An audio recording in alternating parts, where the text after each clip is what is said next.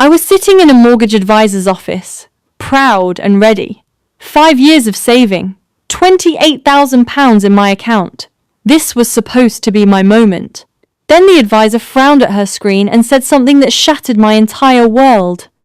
"I'm sorry, but according to our system, you already own a property. A 3-bedroom house in Manchester, purchased 18 months ago." My stomach dropped through the floor. I didn't own anything. I'd been living in a cramped London flat, eating budget meals, skipping every holiday, sacrificing everything for this exact moment. But someone had been living my dream, using my name, my credit, my entire identity.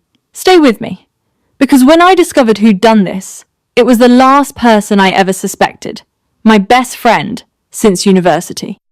What happened next became an 18-month nightmare that nearly destroyed me completely.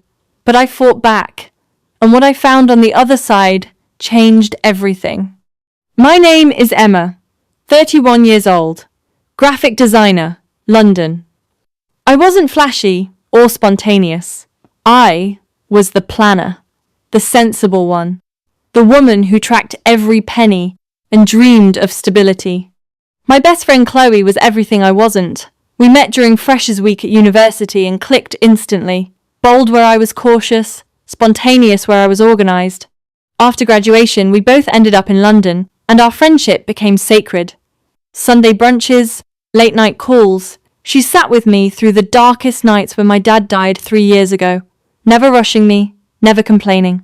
That's the friend I believed she was. About 2 years before everything unravelled, she asked to borrow my driving license.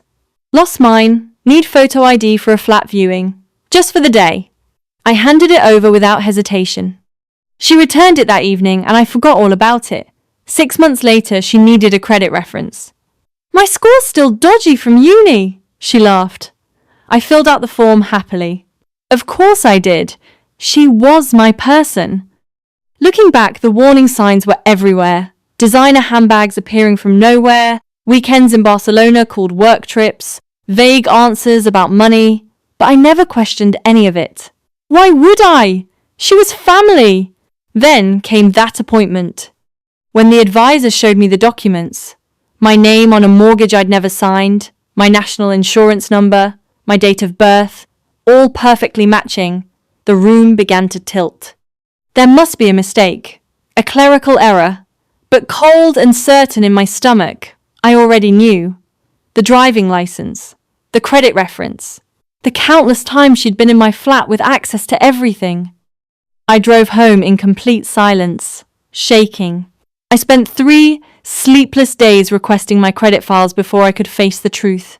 When the reports arrived, I sat on my kitchen floor and just stared. 4 fraudulent credit cards, mobile contracts, a car loan, a mortgage for a Manchester house worth £260,000. Total fraudulent debt in my name, over £300,000. My credit score, destroyed. 5 years of careful planning, obliterated overnight. I finally called Chloe, hands trembling. "We need to talk about some serious credit issues I've found." Pause. Just a fraction too long. Then smooth as anything she said, "Oh God, Em, you too?" I've been having identity problems myself. The lie came so naturally. That's when I knew with absolute certainty. I filed a police report the next day. The detective was honest with me. These cases take months, sometimes years. If the perpetrator has your genuine information, prosecution becomes very complicated. My employer found out because my background checks were now fraud flagged. My landlord discovered it when my lease renewal failed. Debt collectors rang family members. My mum cried asking if I'd been careless. The shame was suffocating.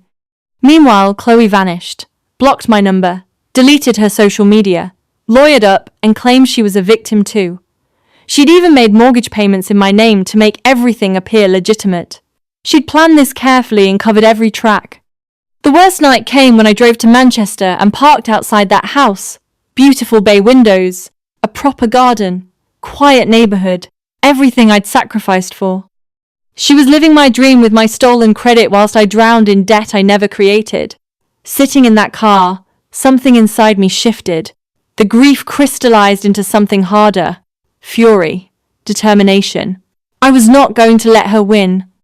The turning point came from Marcus, a fraud recovery specialist who volunteered at a support group I'd reluctantly joined.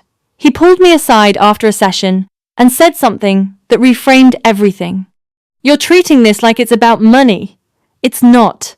It's about power. She took your power. Take it back strategically." He'd survived fraud himself and knew exactly how the system worked. He taught me to document everything methodically, build an airtight case, use the law properly rather than throwing myself at it emotionally. For the first time in months, I felt control returning. I threw myself into it, requested every document from every institution, built detailed spreadsheets tracking every fraudulent transaction, sent formal dispute letters, followed up relentlessly. I learned credit fraud, legislation, and identity theft protection laws until I became an expert in my own case. Then I found the crack. One credit card application had been submitted from an IP address traced to Chloe's workplace. Another was made from a coffee shop where CCTV showed her sitting alone at the exact timestamp. Small pieces individually, but together they built something powerful. Then came the crucial discovery. When Chloe purchased the house in my name, the solicitor required video verification. She'd passed it somehow, but the firm kept recordings.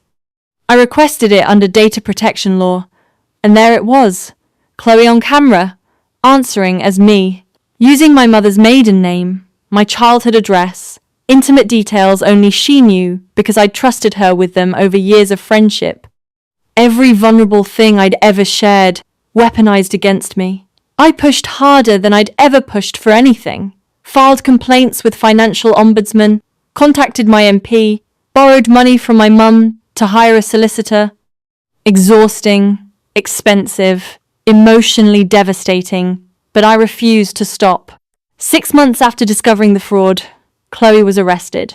Police found documents with my information at her property, physical evidence impossible to explain away.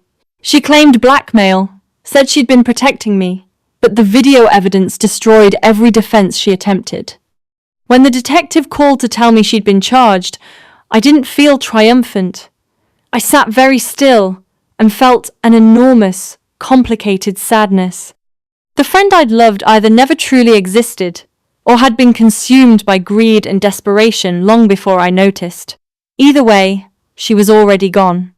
Chloe pleaded guilty. 2 years in prison, ordered to pay full restitution. The Manchester house was repossessed. My credit score is slowly recovering, and yes, it'll take a few more years to fully undo the damage, but I'm getting there. The financial damage was severe. The emotional damage ran deeper. I had to consciously relearn how to trust, how to let people close without constantly bracing for betrayal. Therapy helped. So did the support group, where others understood the specific violation of being betrayed by someone who knew you completely and chose to use that knowledge as a weapon. I bought a small flat recently. 1 bedroom, good light, a tiny balcony. Nothing grand. But it is genuinely, completely mine. The day I got the keys, I sat on the empty floor and cried, not from grief this time, but from relief and pride. I'd fought for something and won it honestly. My relationship with trust has permanently changed. I'm more careful now, more boundaried about who gets close. Some call that sad. I call it wisdom earned the hardest possible way. There's a difference between being open and being unprotected. And I'd never understood that before. Here's what I know now. Betrayal by someone close isn't just material theft. It's the theft of your peace, your safety, your sense of the world making sense. But the most important thing I learned is that you are far stronger than you believe. When I sat on that kitchen floor staring at £300,000 of debt I never created, I couldn't imagine surviving it. But you adapt, you fight, you rebuild. If you're going through something similar, please hear this. It is not your fault. Being trusting is not weakness. It's one of the most beautiful things about being human. The person who violated that trust carries full responsibility, not you.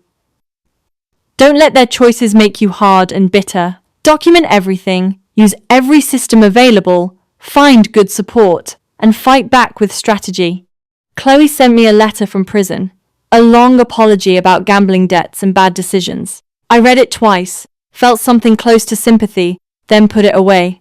Forgiveness, if it comes, will be for my own peace, not her absolution. I'm not the same Emma who walked into that mortgage office. Harder in some ways, but prouder, stronger, and more deeply acquainted with my own resilience than I ever imagined possible. My identity was stolen, but I took it back, every single piece of it, and no one can ever steal that from you again.